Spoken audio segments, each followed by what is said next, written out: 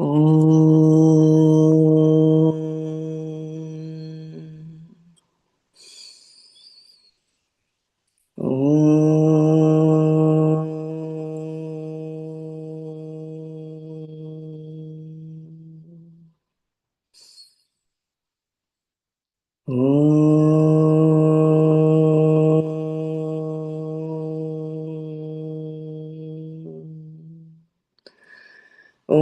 सहना भवतु सहनौ भुनक्तु सह वीर्यङ्करवावहै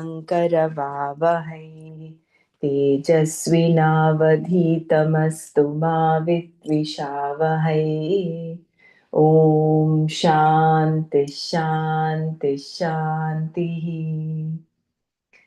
नारायणं नमस्कृत्य नरं चैव नरोत्तमं देवीं सरस्वतीं व्यासं ततो जयमुदीरयेत्।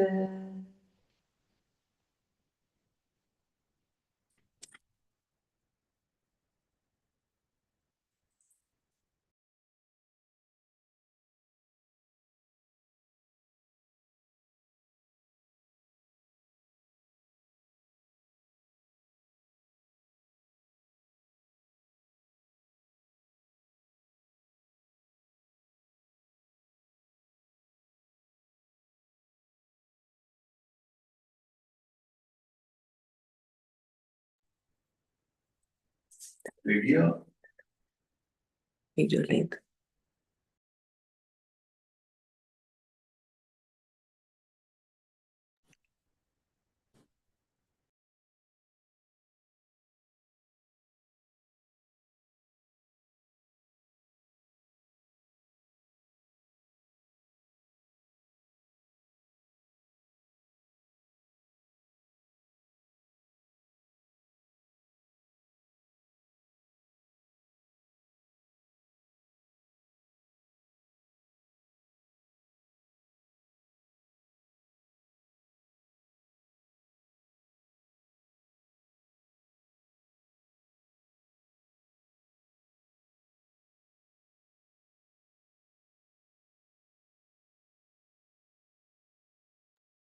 Gurudev.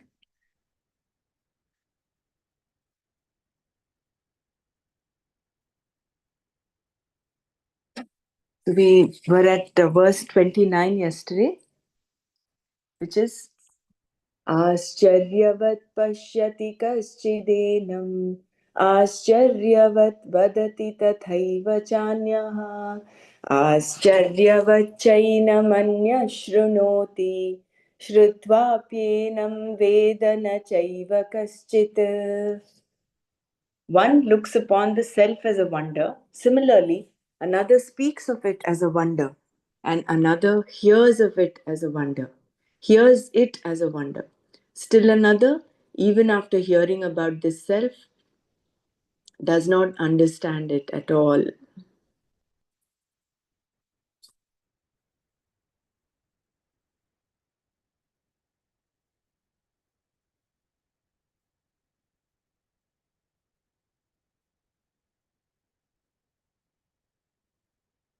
So, Shankara begins his Bhashya on this verse by saying that the Atma under discussion, Prakrita Atma, is not easy to understand. Durvigneya. The word Prakrita is a technical term meaning the topic under discussion, which is Atma here. Although one has to recognize Atma as Brahman, it is not easy and therefore not everyone comprehends it. The cause for this confusion, Bhranti, between Atma and Anatma being universal, Sadharana, everyone is to be sympathized with. No one is an exception.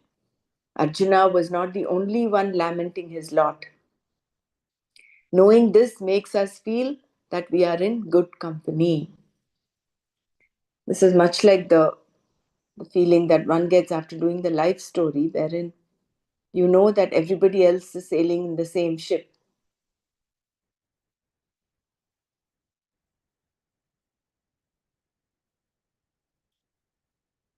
So, when you participate in group therapy, you discover that everyone is undergoing the same experience. Then you realize you are not alone, that many people have the same problem for which there is a cause. In the beginning, then there is validation, which is a good thing. Here too, Arjuna was given a boost. It was as though Krishna was saying, "You are not the only one lamenting, Arjuna. Everyone has the same problem because ignorance is common to all. It is not the personal problem of any one person. Ignorance of Atma is common to all and remains so because Atma is not easily understood." This verse explains why Atma is so difficult to understand. Why? Because Atma is a wonder. You cannot logically understand what Atma is. It is beyond logic. You just have to wonder at it. Atma is always a wonder, Ascharyavat. When you understand Atma, it is a wonder. And when you do not understand, it is a wonder to you how anyone can understand it. This wonder takes several forms.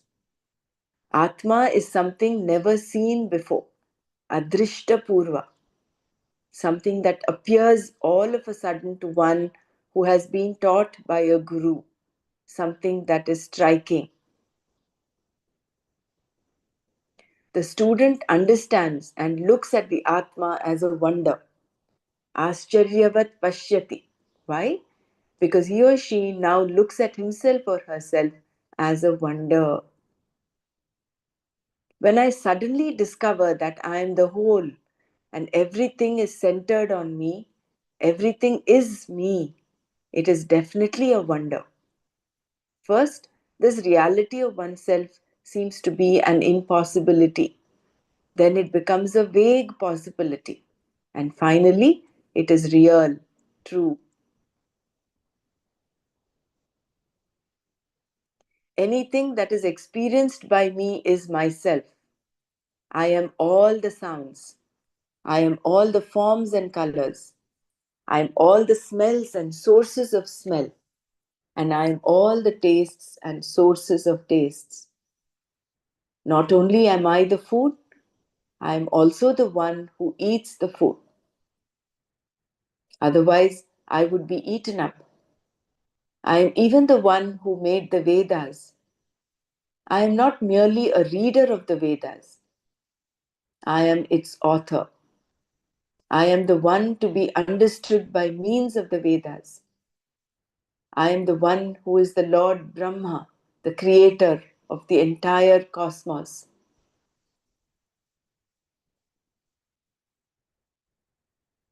The creator or the entire cosmos. Previously, we thought that we were under the rule of the ruler whose law is the rule of dharma. For every eon kalpa, there is said to be one such ruler. Thus, we are presently under Vaivasvata Manu's law. This Manu is the son of Lord Surya. We have been under the ambit of this law, but now, having understood the Atma, we say, I am Manu, Aham Manuhu. Anyone who was there in the past was me, and in the future, anyone who is going to be there is me. Anything that is here now is also me. This is entirely a wonder because previously we could never have believed that we were everything, the truth of the whole creation. The opposite definitely seemed to be the case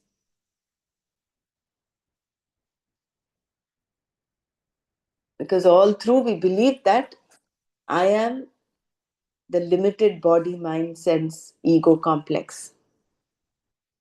But when you realize that you are the whole, the truth of the whole creation, you are the whole, then it is a wonder.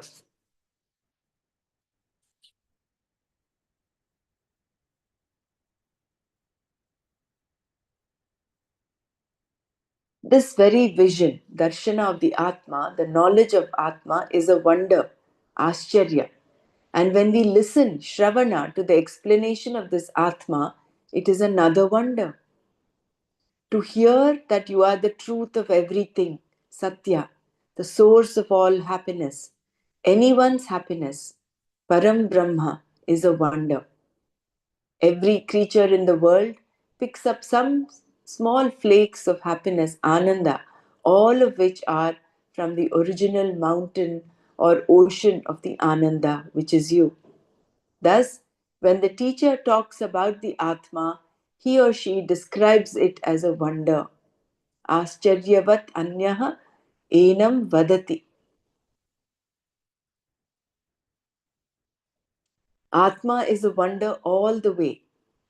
It is Satchit Ananda, and at the same time, it has created this entire world without undergoing any change. Talking about Atma is itself a wonder because we are talking about something that is not available for words, that it is infinite and appears as though finite, without undergoing any change, without assuming any particular nama rupa, is a wonder. All the nama rupas are Brahman alone, and that Brahman is you, the Atma. That the teacher can talk like this and get away with it is definitely yet another wonder. And after listening to the teacher, the students also talk among themselves about what a wondrous thing the Atma is. Everything about Atma, therefore, is a wonder.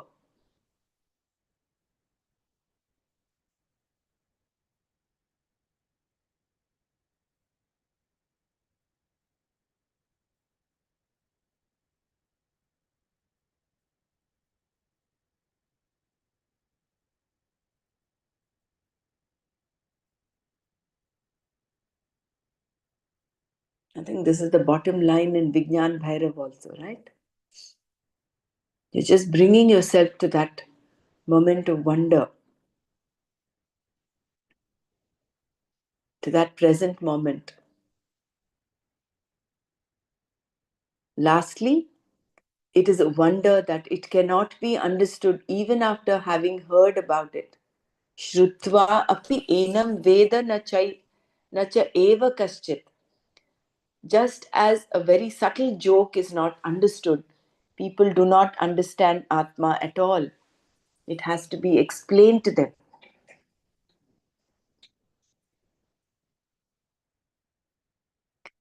Brahman appearing as a jiva, the bondage for the jiva, and the freedom from the bondage, moksha, are all nothing but a big joke. The greatest joke ever, in fact. Therefore, life itself is a joke, as can be seen by analyzing any one thing.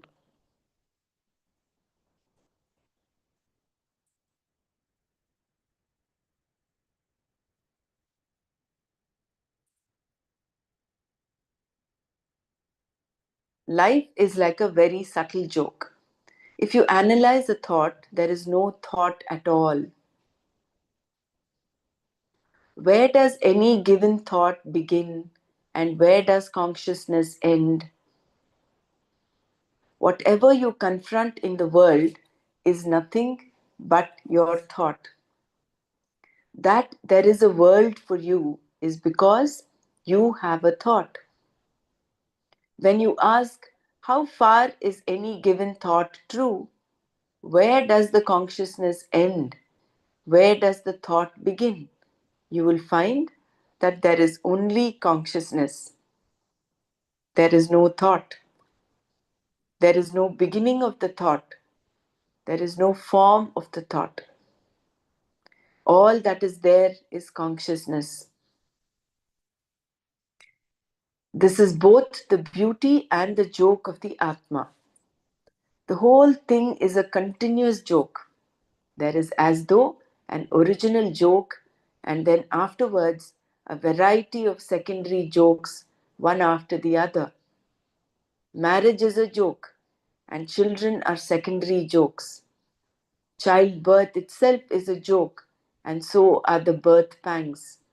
Thus, there is one continuous joke within which there are lamentations. If the original joke is not understood, you will not understand other jokes. The original joke should be understood as a joke. Then all other jokes become jokes quite naturally.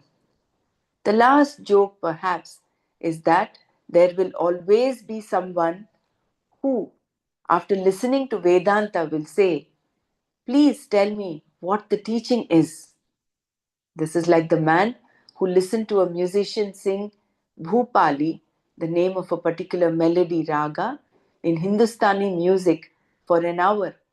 He was nodding his head as though he understood the music very well.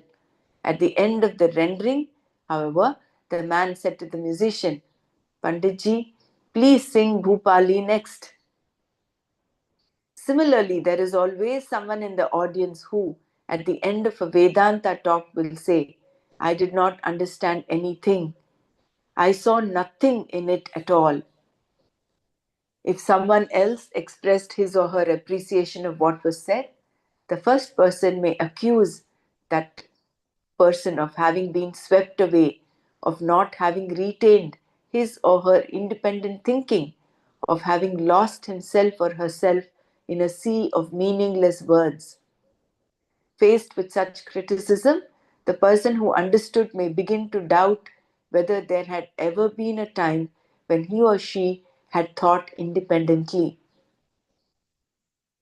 That some people can listen to the teaching about the Atma and not understand is another wonder.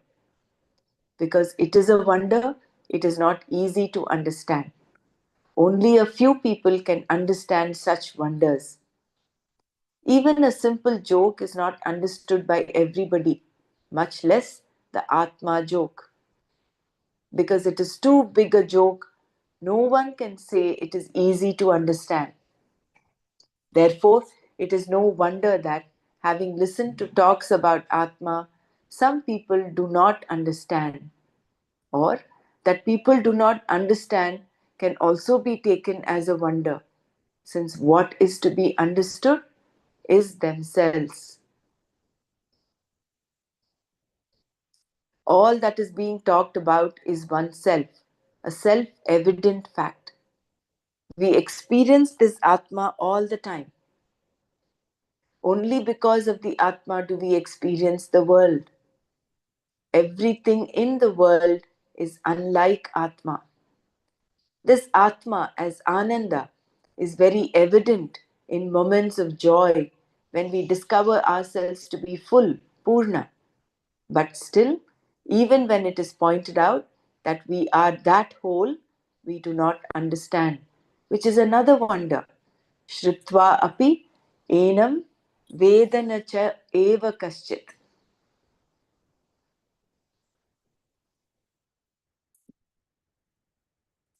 I will just read this part one more time. Life is like a very subtle joke.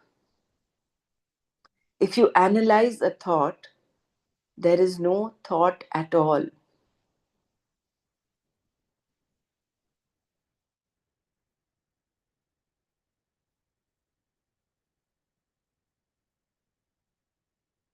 Very profound. If you analyze a thought, there is no thought at all.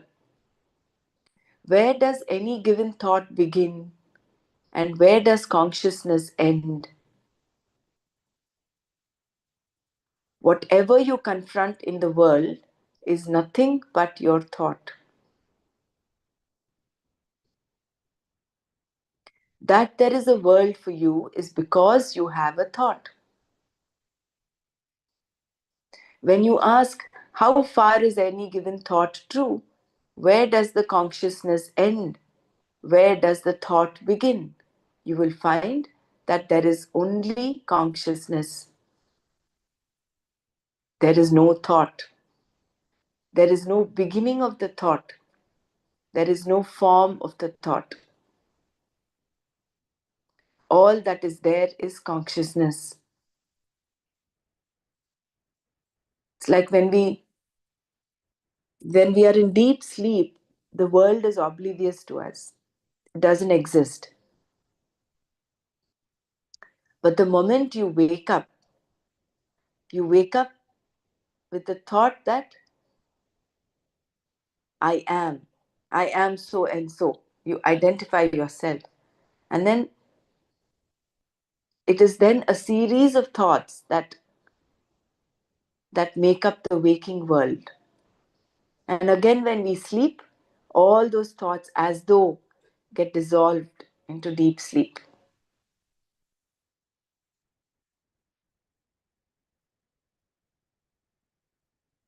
And deep sleep is also just another state which is in consciousness. So what remains is just the consciousness.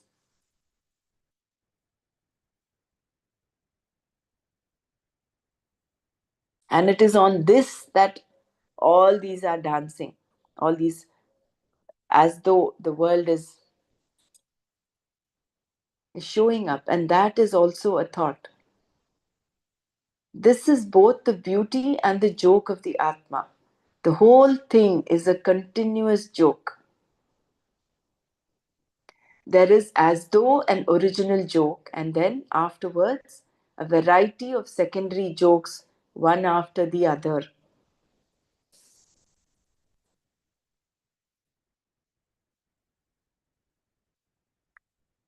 Marriage is a joke, and children are secondary jokes. Childbirth itself is a joke, and so are the birth pangs.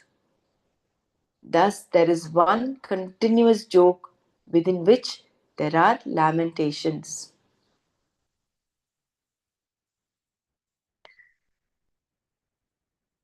So, relieving is this fact that it is just a continuous joke. If the original joke is not understood, you will not understand other jokes. The original joke should be understood as a joke. Then all other jokes become jokes quite naturally. The last joke, perhaps, is that there will always be someone who, after listening to Vedanta, will say, "Please tell me what the teaching is." This is like the man who listened to a musician sing Bhupali in Hindustani music for an hour. He was nodding his head as though he understood the music very well. At the end of the rendering, however, the man said to the musician, "Panditji, please sing Bhupali next." Similarly, there is always someone in the audience who, at the end of a Vedanta talk, will say, "I did not understand anything. I saw nothing in it at all." If someone else expressed his or her appreciation of what was said, the first person may accuse that the person of having been swept away, of not having retained his or her independent thinking, of having lost himself or herself in a sea of meaningless words. Faced with such criticism, the person who understood may begin to doubt whether there had ever been a time when he or she had thought independently. That some people can listen to the teaching about the Atma and not understand is another wonder.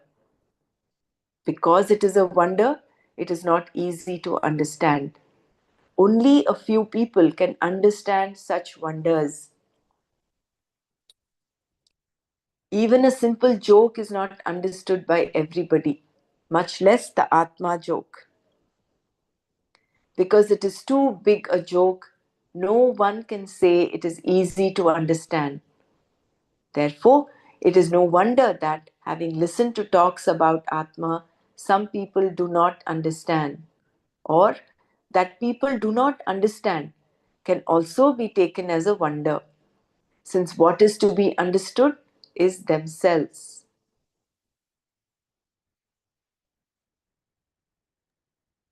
So it's basically we have to understand Atma's meaning. Joke in a sense, it's more like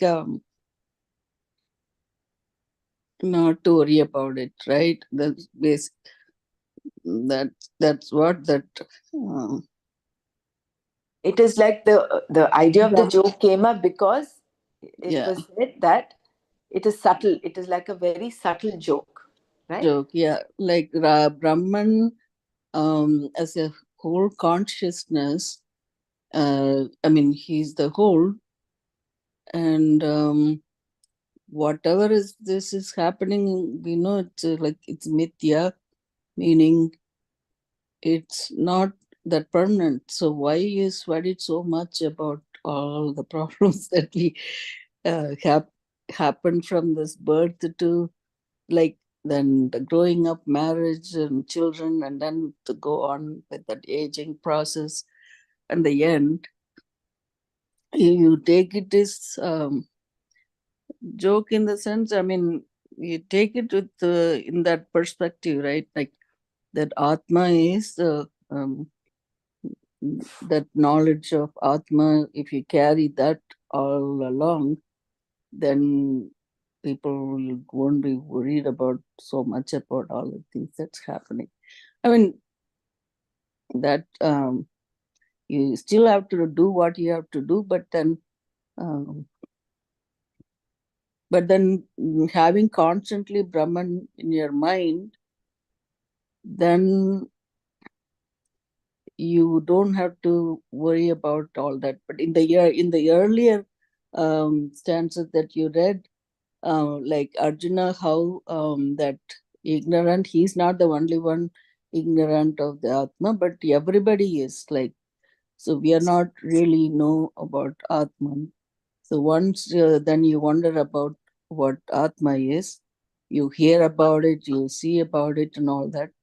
And then here he explains it more like a subtle, like joke. Subtle joke because Mm. not everybody understands a subtle joke. Because he says, Krishna is explaining to Arjuna the wonder of Atma, why it is so difficult to understand. He's saying, hey Arjuna, you're not alone. If you're not able to understand, it is not, you're not alone. So he's validating Arjuna's state of ignorance, saying everybody else is in the same boat. So he has explained how Atma is a wonder initially, how the person who knows about Atma looks at it as a wonder, and how it happens. It is just a it happens in a the realization of Atma happens when your mind is prepared and with the Guru's teaching. When it happens as a striking fact, and that itself is a wonder. And the person who talks about it, the teacher himself, talks of it as a wonder. And the person who listens to it also as a wonder. And then, wonder of the wonders is even after listening to it, people do not understand it. Like all of us who are not enlightened, we are only listening to the knowledge of Atma, but we have not truly experienced or recognized that we are nothing but Atma. Yeah. That is So why when it he is a says subtle a joke. subtle joke, why even brought that term joke here? I wondered. No, it is because, see, Yeah. it is a wonder that it cannot be understood even after having heard about it. Just Right. as a very subtle joke is not understood, people do Mm. not understand Atma at all. It has to be explained to them. Mm. Brahman appearing as a jiva, the bondage for the jiva, and the freedom from the bondage moksha are all nothing but a big joke. The greatest joke ever, in fact. Joke is something, what is a joke? Not serious. Yeah, it's something which is there to lighten up anything, right? It's a joke. You make a joke of. But then there are some jokes which are very obvious. Everybody laughs. But there are subtle jokes which are not understood by everyone.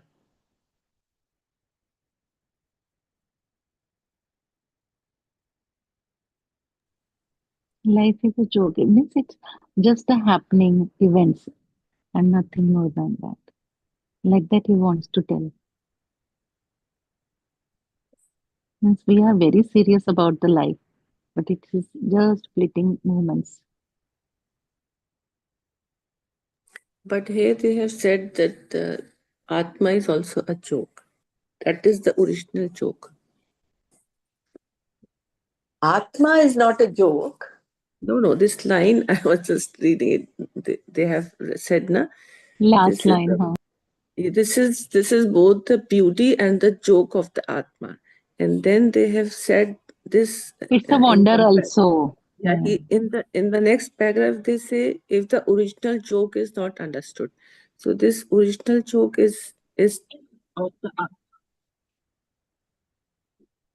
you just go up these two paragraphs, and this is the beauty and the joke of the Atma. The whole thing is a continuous joke. There is as though an original joke, and then afterwards a variety of secondary jokes. So, and they have next paragraph they say if the original joke is not understood, you will not understand other jokes. So this line is related to Atma, that they have like it is not a joke, but that is the original joke. Well, if you understand that joke, then you will understand the other jokes. It is related in a sense. The original joke should be understood as a joke, then all other jokes becomes joke quite naturally. So what is the original joke? The original joke is that this infinite Atma, without changing, without undergoing any change, appears as the finite world, as the finite creation. And that is one aspect. The second aspect is that we the jiva thinks that he is the anatma and not the atma. This ignorance itself is a joke.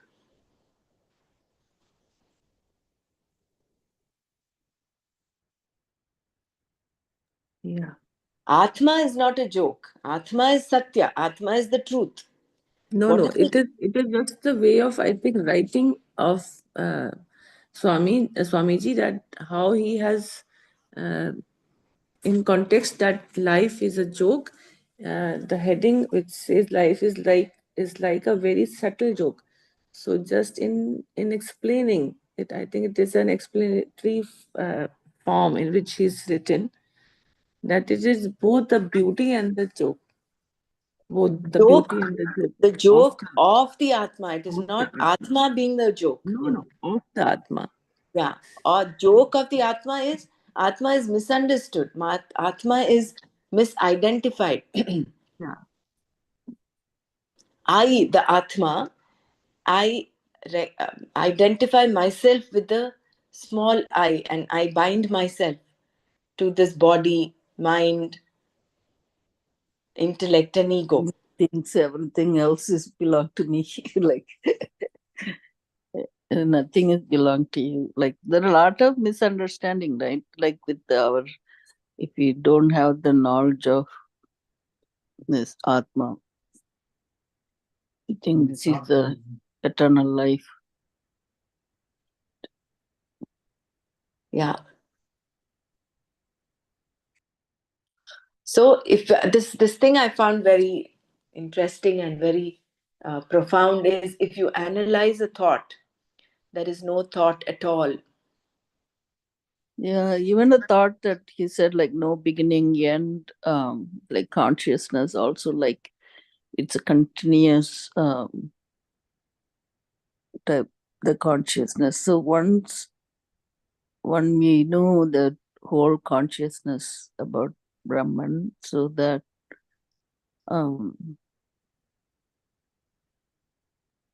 the thoughts actually, what was about the thought? It said no beginning, yeah, they basically said no form or anything like that. And if you look at it deeply, the whole world is nothing but a series of thoughts.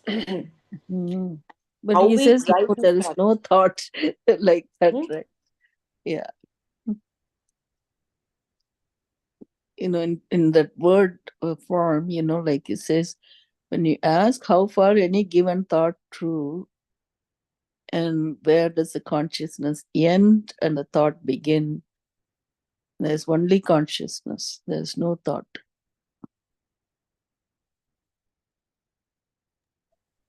That is why somewhere earlier we read that between two thoughts, Mm. what is consciousness? Durya, right? It's called Durya. That's the Yeah, Kuriya. Durya. Mm.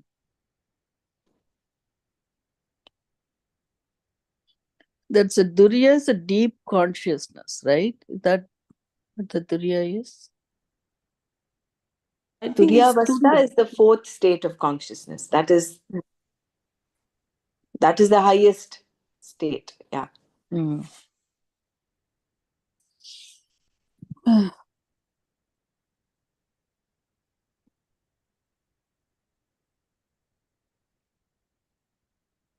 Which Not is why trying to Gurudev always says say Brahmaraji that Madhyama, that Antare Madhyama, that what did that Radhika line? Radhika Antare Madhava. Radhika, Madhyame, Antare Madhava. Antare Madhava. Okay. In the Rasa Leela, that is what is depicted, no?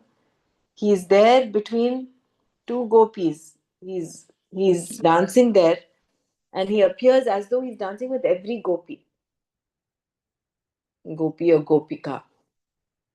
So that the between the two thoughts, thought and thought, what is there constantly is consciousness.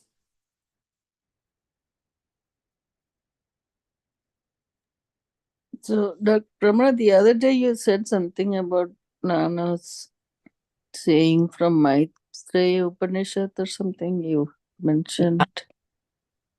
Is that also related to this Atma, right? Mm. That was with respect to the importance of what we do. Isn't what is that we should hold on to? Oh, okay. It is about people who um, uttama tattva chintanam. Is that what you're Oh, talking? yeah. Yeah, when she brought that Madhyama Madhyamam word, shastra chintanam, right. and then adhamam uh, adhamam mantra chintanam, and adhamadhamam Yeah, you were talking about mantras chitta and that. bhranti. Yeah, that was when in one of the Upanishads, right? Mm. Uttama Might be cha. Upanishad. Okay. Maybe you can post it, Dr. Pramana. Yeah, I'll post it. I'll post Thank that. you. Yeah.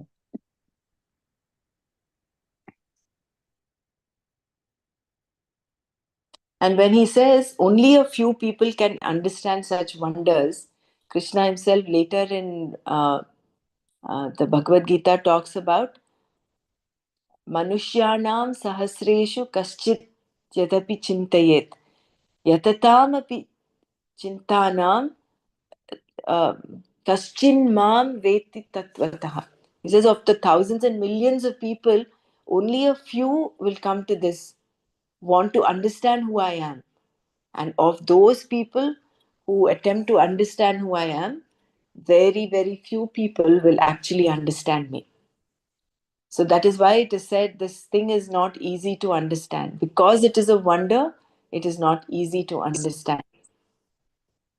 It's like you take off all this form is filled with you can't even say you can fill with gas or something like that, like that form, again it would be a form, right? If you say the you like or any of that thing.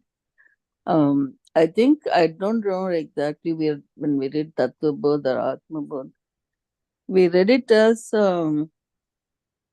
you can say it's like a light or like a space. is that what we read about Atma? As, I mean, in terms of words, I mean, there is no words to describe it. Actually, there's no description of it. But then again, um, the nature of the Atma is um, Satchit Ananda. right, The Lakshanas again. Akshaswarupa, right? And then there's another, I remember one of the slokas, I think, where the rooms have the walls and then you're separated, but then if you take off the walls, that's all that empty space. Mm. That was compared to mm, the Atma, like when we read something like that. So like we always like trying to, even when we read it, the consciousness and all that, but then um, we give a form or name to it all the time. That's a tendency to do that all the time. Like for us to, we want to feel it, see it, hear it. That's how we always do that. But it's beyond all of that. We have this subordinate attitude. We think that we are Mm, always under that. That is what was mentioned. We mm. talk as if we are under the ruler, under the rule of the ruler, the law of under a law. But we are the law. We are the Atma. That is the magnanimity of who we are. Yeah, so that is you're right. Like we always think like that, right? We are always, there is some higher up like that. And then we read it several times like, oh, I am everything, I am this, I am that. I think one of the paragraph when we read earlier, um that thought has to keep on happening. Then we have to be that kind of purity in our mind. That's only it will dawn, I think. Mm. Dr. Pramra, can you read this paragraph? A small this. Similarly, there is always someone in the audience. Yeah. This. What does it exactly implies? That Bhupali that Radha. time when he or she had thought independently. Like I could not follow the last line. Yeah, it is because someone will say after listening to all of this, someone will say, I did not understand anything. That is what the first person.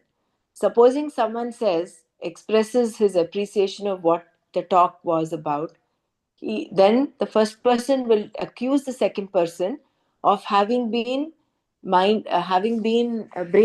so to say, for not having retained his or her independent thinking. So the first person who has not understood anything at all after listening to that Vedanta talk is accusing the second person of having been brainwashed, of having been, taken for a ride, of having of having lost his independent thinking. He says, Mm. "Oh, you Okay. have, So he's criticizing the second person. So for fear of that, this second person might start thinking, he'll start doubting whether there had ever been a time when he or she had thought independently. So that Mm. self doubt starts happening in this person, second person. So here, I think the reason why this was brought up was to say there are such people who, after having listened to Vedanta, to this knowledge, some will understand, very few will understand. Most of them will look at it as something which is meaningless. What is this? I've not understood at all. It is like that person having listened to the whole Bhupali Raga for a whole hour. He seems to have enjoyed it, but actually is not. He has not got that subtlety of the knowledge. So it is not that the other person has lost his independent thinking at all. No, that is not what it is. It is as though the first person is accusing the second person of having lost his originality. The the essence of it all, this is, we have to understand the Atma correctly.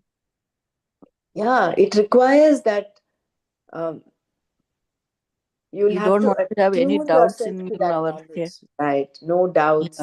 No doubts in our head Mm. about anything about Atma. So we have to really, really, really have to nail this in our head. That is why those two aspects are very important. The one Yeah, is antakarana shuddhi is the important, and right. antakarana naischalya, that stillness. Stillness, okay. And that Nishya- stillness you can get when you meditate. So that is why karma yoga is important, mm, dhyana yoga is.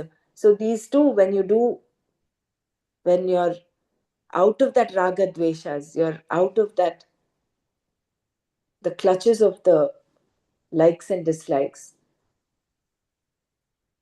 then you're refining yourself. You're getting finer, refiner. That in that purified state, that antakarana shuddhi, mm, then with your practice of meditation, when you still the mind, and then mm, and that in that state, when you're exposed to this knowledge, the teacher, the guru is telling you, Tattvamasi, that is mm, what you are. Then it just strikes. When it strikes, which is what China had kept saying, he says, you have to bring your mind to the samatva bhava. You see the mm, oneness everywhere. And then you just wait infinite with infinite patience. When that knowledge will dawn, when that recognition happens, that it will happen, of course, whenever it happens with the grace, it happens. But your duty is to create that space for it to happen. And all the sadhana that we're doing, sadhana, seva, the satsang, listening to knowledge, shravana, manana, nididhyasana, all of that is in preparation for that. yeah. So obviously we have to uh, controlling meanings like all the senses. Like if you keep looking at it outside all the time, then we are not looking inside. The inside is, we turn inside, and outside also that it's there. Mhm. We have to have that complete knowledge.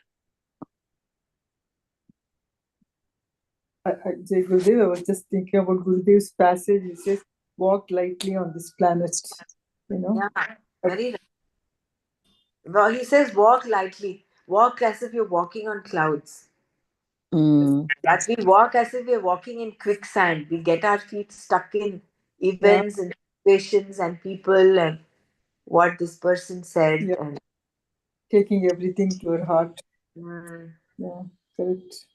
you have to dust off everything and not get attached to any of that. Mm. at Wow. the same time, we have to do what we have to do. Yeah. Why? Mm. Because we get out of this raga dvesha. What is to Mm. be done is to be done.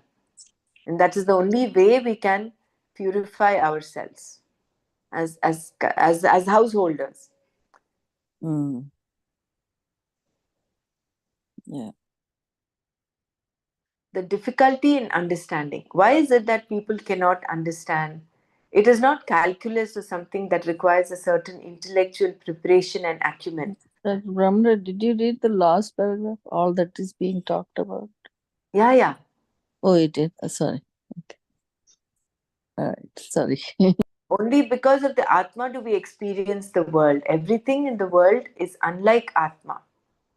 This Atma as Ananda is very evident in moments of joy when we discover ourselves to be full, Purna. But still, even when it is pointed out that we are that whole, we do not understand, which is another wonder.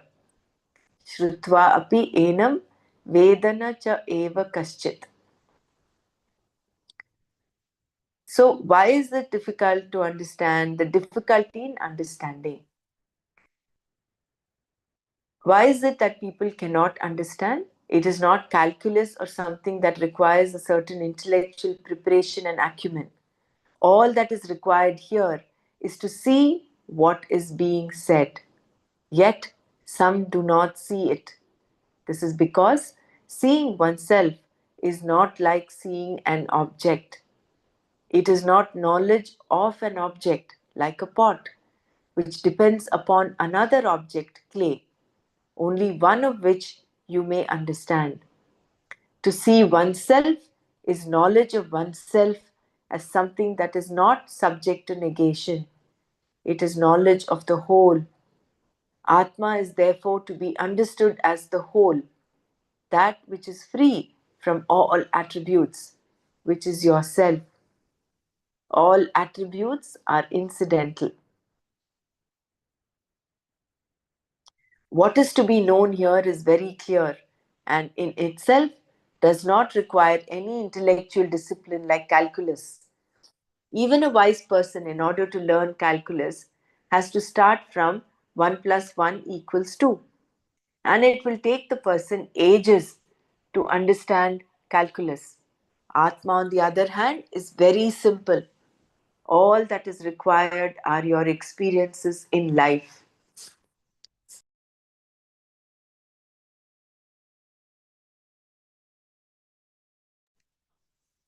That you have been constantly seeing is a fact.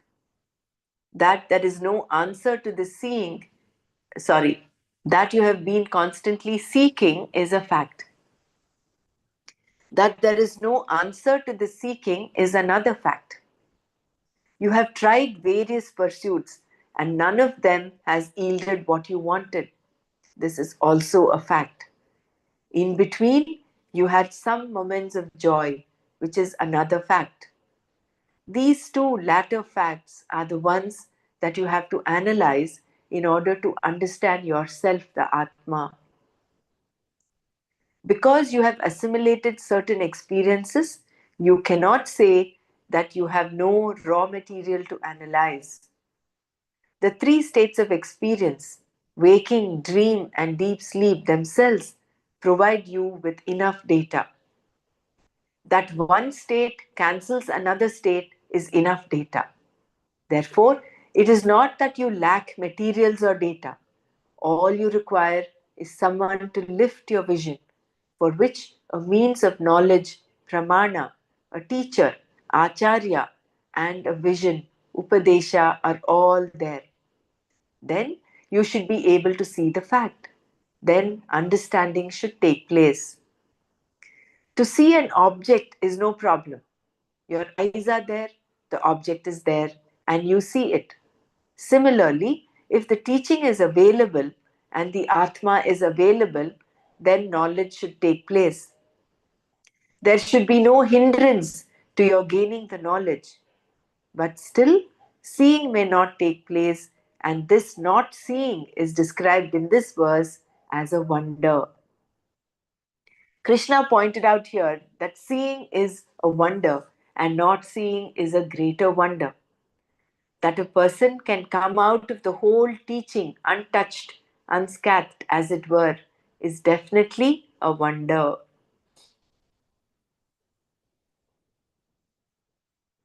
Okay, we'll stop here today. So,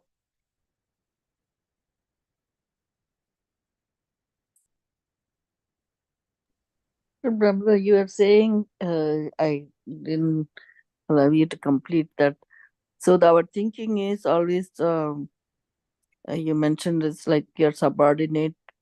Um, can you kind of explain that in a little bit more, like why it is we are like thinking? we think we are the jiva, no? We think we are the Yeah. limited jiva. Mm-hmm. We So think we, we are powerless. We think we are insecure.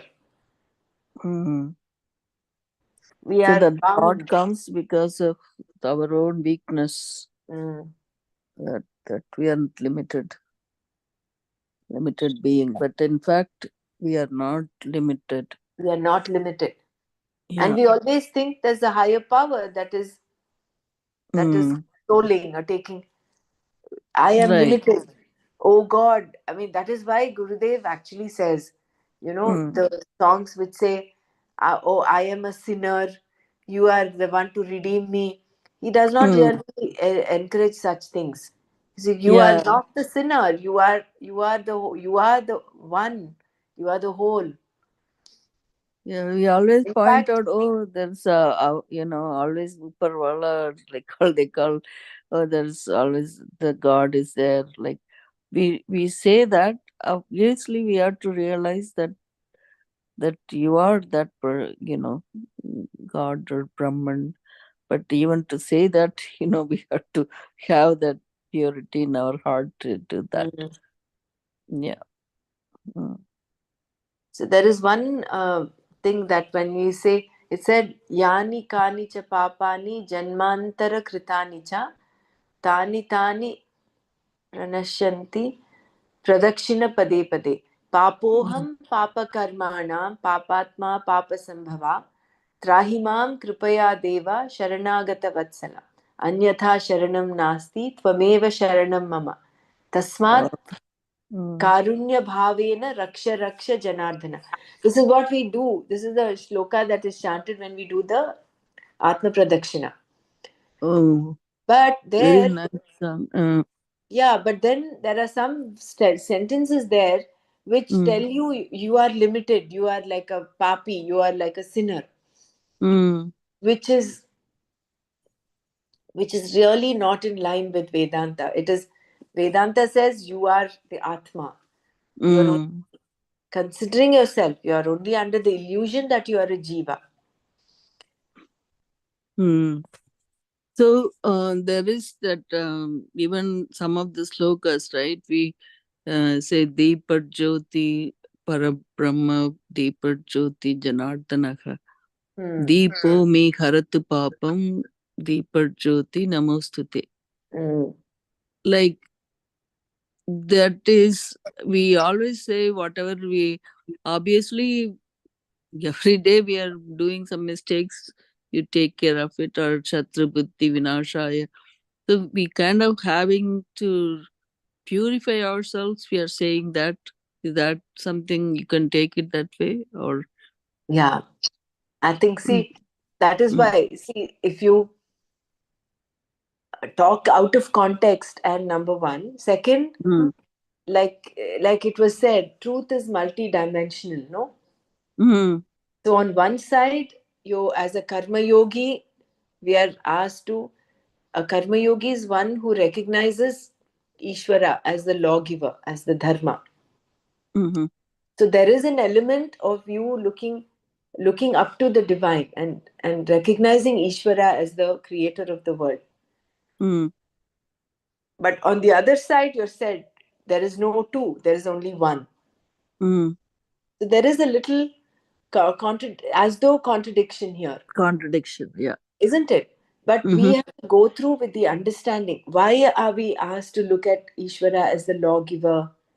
So that number one, we can mm, stick to the path of dharma. Second, if you do not consider Ishvara as the lawgiver, as the karma phala data, mm, to whom are you going to surrender your actions?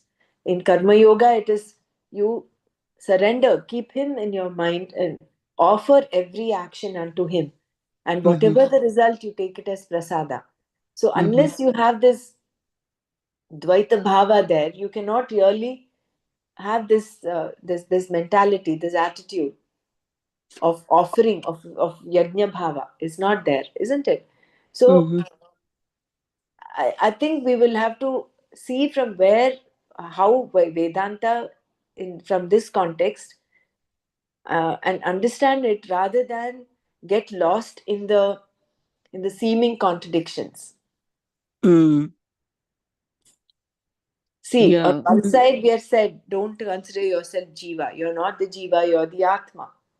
Mm-hmm, But in order to live life as a karma yogi, you need to look up to with this knowledge that you are the Atma, with the back in the back of your mind, but you continue doing what you're doing, offering everything. Because till Then such time you have not realized, you are still bound by your limitation. Mm, your mm, limitations. mm. Your identity with things and yourself. Yeah. Mm. Yeah, That is the pretty. seeming contradiction, seeming paradox over here. But Mm. as Yeah, we one way understand, you look at it, you are saying you are that, you are that, you are the Brahman. But then on the other hand, you are going and doing all these things.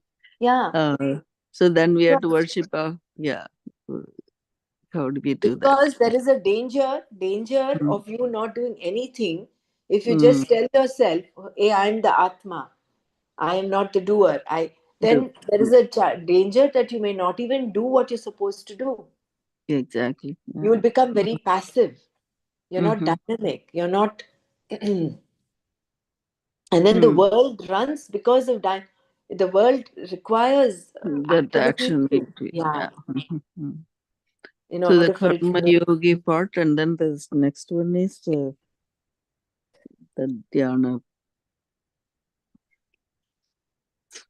Mm. So this is the subtlety of it, I suppose. No, that is why we considered life as a subtle joke. And for us to Mm. understand that it is a wonder that some people understand, some people even after listening to it do not understand. Yeah. It's I think needs more deeper thinking. no, Thinking in a sense like we have to go through this one more time in Manana. yeah, very true. That is why we are coming back to it, because every Yeah. time we go through it, there is some intellectual refinement happening little by little. Yeah. Thank you so much. That is why knowledge purifies the intellect, as Gurudev says, no? Mm-hmm. The Yeah. difficulty in understanding is the part we have to read again. Mhm. We'll read this from tomorrow. Tomorrow we'll start from here again. The difficulty in understanding.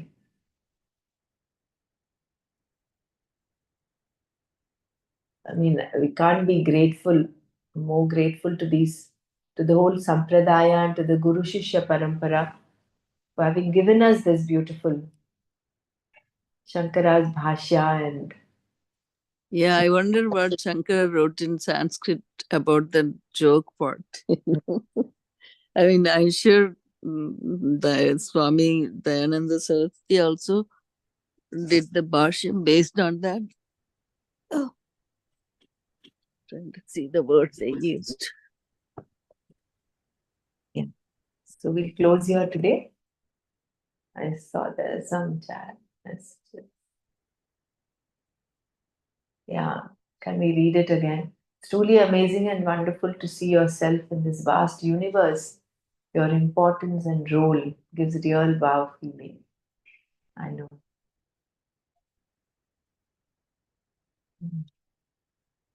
Om Loka Samasta Sukhino Bhavantu. Om Shanti Shanti Shanti. Om Tat Sat Shri Krishna Arpanamastu. Jai Gurudev.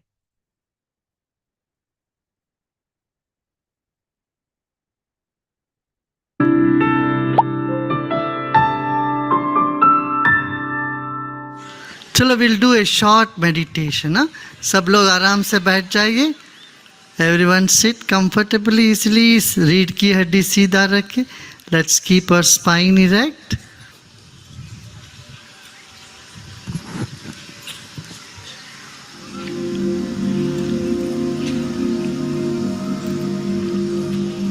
Let's take our attention to the top of the head.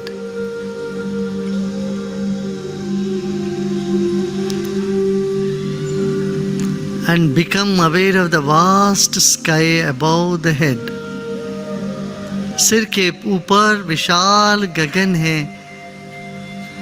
उस गगन से तरंग हमारे सिर पर पड़ रही है इस वक्त. इसका स्मरण करें. Become aware of the vast space and cosmic rays from the universe falling on your head right this moment. मुस्कुराते मुस्कुराते सारे तरंगों को अपने भीतर स्वीकार करें. With a smile, receive all the vibrations, cosmic vibrations, into your body. Vedic chantings are there, are happening. All other sounds are there. Just welcome them all. मंत्र घोष भी चल रहे कहीं दूर. पूरे वातावरण में पवित्र तरंग उठ रहे हैं. इन सब को आप स्वीकार करें अपने भीतर.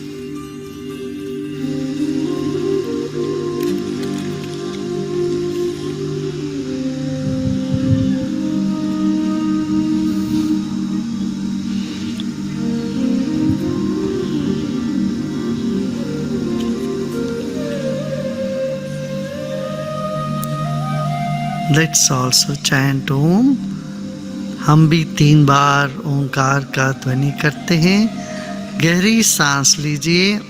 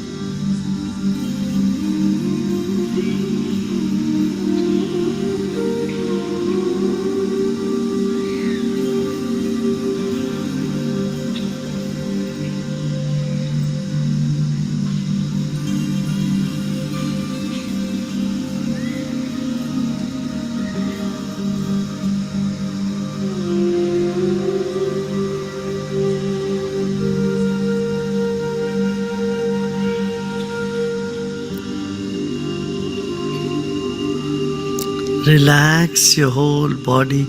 पूरे शरीर को ढीला छोड़ दें. Let every cell in our body start to relax, expand and smile.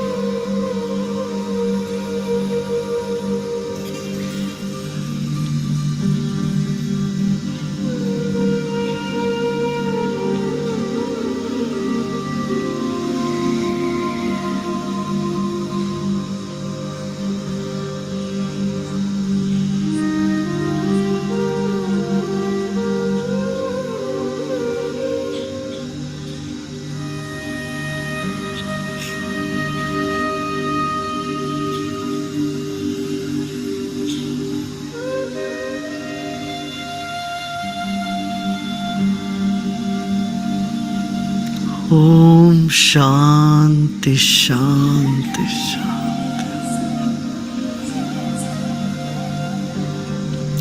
और धीरे धीरे आंखें खोल सकते हो। Slowly and gradually you may open your eyes.